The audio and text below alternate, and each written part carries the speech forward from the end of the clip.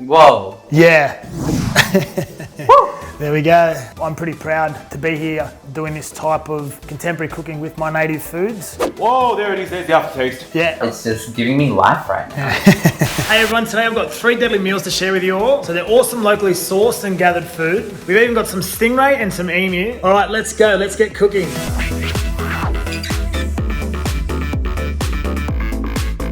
My name's Joshua, I'm a Gomeroi man from Western New South Wales, and as always we pay our respects to the Gadigal mob, we pay our respects to them deeply. Today I've been challenged to cook 3-course meals with snacks in between. Aboriginal people have been cooking with these foods for thousands of years, and today we're going to give it a modern twist. It's going to be delicious. Scones are really easy, it's a nice easy dish. Add all the ingredients together, mix it around and then add the milk and then get them ready for the oven. So I'm using the native wattle seed because it was used traditionally with the damper and the Johnny cakes. And it's nice and easy once it's grounded up just to add into the flour texture. With this native flour, it's a gravella. You can add any edible native flour that you want. This will add a nice sweet flavour to the texture once it's cooked. I've got a pretty cool spice. It's the bush medicine, the gumby gumby. It's a probiotic, immune booster. Add the butter. Don't be afraid to get your hands dirty. It's a good job for the kids actually, if you've got any kids around. It's gonna make a well now for the milk. A lot easier for the milk to mix in and mix it all together. With my aunties and uncles, it's called knocking out. Basically, it's a technique with the knuckle. Okay, and I'll just bring it out here so you can see. And you just roll your knuckles into the dough. We've knocked it out with the old traditional technique. It's good to go in the oven, okay, so I'm gonna preheat that now and we're gonna roll them into a ball. 14, 15, so that's a big batch. Nice. I'm now gonna put them in the oven and let them rise. Okay, so they've been in the oven for about 10 minutes. As you can see, it's broken up here. And also the color, you get a nice goldeny color on the outside of them, which also lets you know that they're ready as well. So for the condiments, we've got butter, Kwangdong jam, which has just run out of season, but we were lucky enough to gather some. And then we've got the native blue gum honey. That's it, nice quick meal. I'm gonna dive into these. I put my butter on first. I'm not sure about you. So butter, then Kwangdong jam. So we'll go ahead and do that now.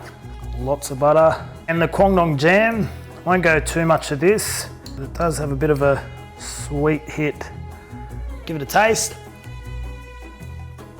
Yep, beautiful. The jam is really nice. Kwangdongs are a really sour kind of fruit. They're very good, it's a superfood. I'm very happy with that, very satisfied. I'm not gonna eat them all myself because they are quite filling, so I've got a crew here behind the scenes. They're gonna jump out and give it a taste and give their thoughts on the native scones. Never seen scones with colour. And I have never tried any of these ingredients, so beautiful. Very excited. Like Josh, I love a lot of butter actually, to be honest. Yeah. I'm gonna try the honey. It comes from the blue gum. Blue gum. With the blue gum. So what's that? It's it's a type of tree. It's a type of gum tree. There you go. This is delicious. Very good. I love the scone. It's got a very good soft texture to it. That's really good. What are you tasting? An earthy sort of texture. Really fruity and tart. Yep. All right, so lunch is up and we've got the stingray with a bit of salad. So I've got the Dinella berries, some river mint, some of the gravella flowers, and I've got some native violet, really good bush medicine for blood flow, for sore joints and for the elderly people. The main one for our salad is the Waliyan greens. It's just basically a native spinach. I made a bit of a dressing there with some olive oil and a little bit of water just to help it go round. So I'm just gonna give them a nice quick slice, add all this in. I'm excited for this. I haven't had this before, so for me this is a first. And I'm adding lemon myrtle dressing that I've just whipped up. I'm pretty confident it's gonna turn out nice. The main component of the lunch today, we've got the stingray. It's basically found all up the east coast of Australia. Now, traditionally I'd cook these on a fire. Today in the kitchen, it's a bit different. So we're gonna do 2 on the hot stove and then we're gonna do 2 in the oven. So it's gonna be interesting to see how both turn out. All right, so that's the pan-fried stingray. So I know these are gonna taste good. They look unreal. So good source of seafood that isn't a common practice because traditionally here in Australia, it was a common source of meat. They're the ones from the oven. So you can see the 2 different contrasts in the way that they've turned out after we've cooked them. Okay, you got your crispy one here from your frying pan. And as you can see, if I just pull back on that, the skin just peels away nicely. That's lunch served. Okay, the stingray with a bit of bush salad. I'm actually surprised with how it all turned out.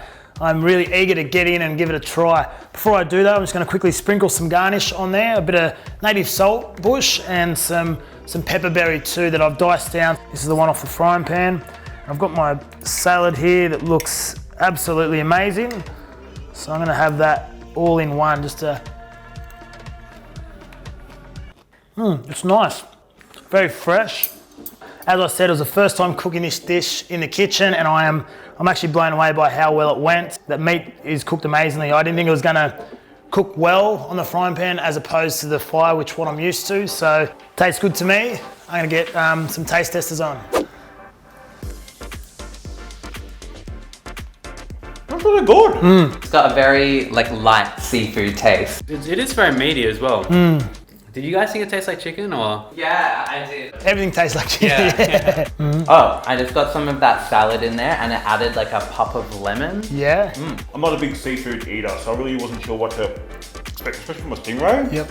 So your tribe's out west? Yep, my mob are from southwest New South Wales. Yep. So much more of a inland. Yeah, definitely wouldn't be like a lot of salt water food at all. We're all finished with the taste testing. I'm now going to plate all this up for the crew and it's lunchtime, so we're going to dig in.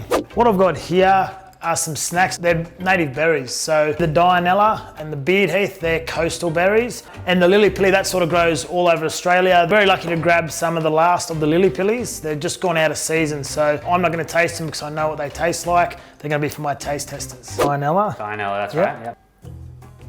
Oh, Crunchy. it's crunchy. Yep. The center has seeds like a kiwi fruit. Okay. It's like an apple on the first bite. Definitely. The flavor is so subtle. Yep. It doesn't punch you in the face or anything. Yeah. Bearded heat. The hit goes very quick with this one. It is. As soon as you pop it, Then it's kind of gone. Yeah. Like those Yeah. little lollies you Yeah. get where they have like a little thing inside. Yep. Yeah. No, that's nice.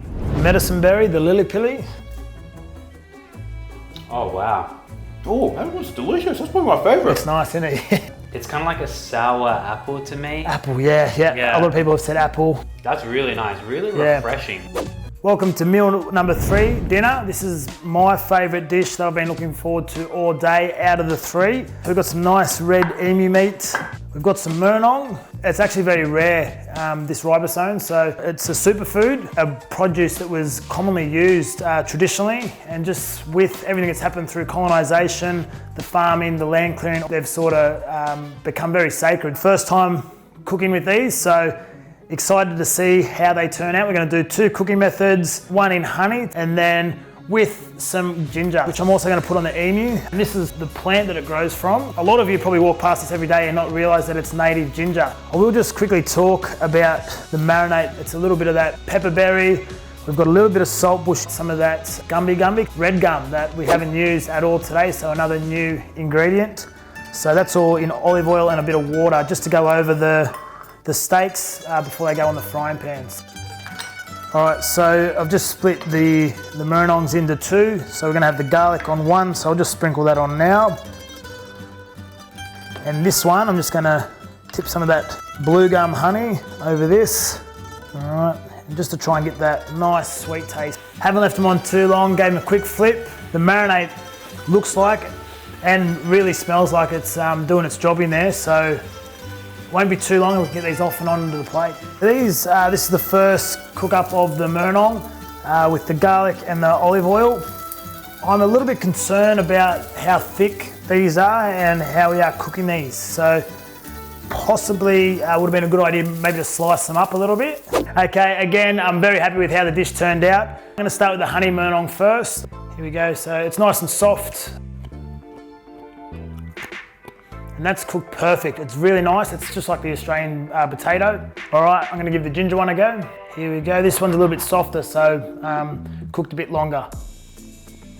Quite nice. I thought I was gonna like the honey one personally. The ginger one's one for me, so I'm happy with this one. And if I was gonna cook it, it'd probably be this one. Okay, so onto the meats. Hopefully it cooked well.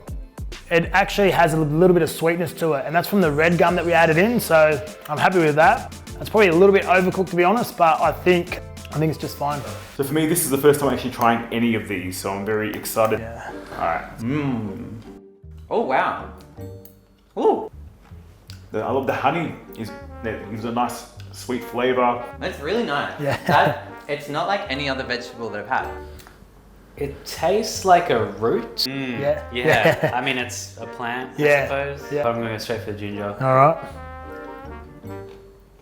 Weirdly, it tastes completely different. Really? Yeah, I think the honey. The honey? Like, the honey elevates it. And that tastes like more like it's not being like influenced. Natural, like yeah, that. yeah. It's more natural. Well, I think I like the honey. You like the honey one? Yeah. Okay, cool. Emu. Yeah. I am so shocked. It's brown. It is. I thought emu was white. Like a chicken? Yeah. Oh. Whoa. Out, Get man. there. It looks like nice and medium, and you said that's how we have to enjoy it. Yeah, It's really good. Like, not bad. it's definitely good. Like for me, I'm a big medium rare fan, and I feel like that's really hit the mark. I don't think it's overcooked. It's really delicious. It does have like a big steak texture. Drum roll. I like it. Yeah, awesome. Got a sweetness to it. Is it the red gum? It's the red gum, yes. Okay, the red gum is the highlight of the emu. That's what I thought too. Yeah, I'm gonna get some more emu on my plate from now on. Lee, good stuff. All right. Thanks for watching. I hope you enjoyed it. Overall, stoked with how today went. I was happy that I could come and link up with a deadly crew like BuzzFeed, share a bit of bush tucker. Next time I might bring you an emu egg. I got my own YouTube. Hit subscribe over here.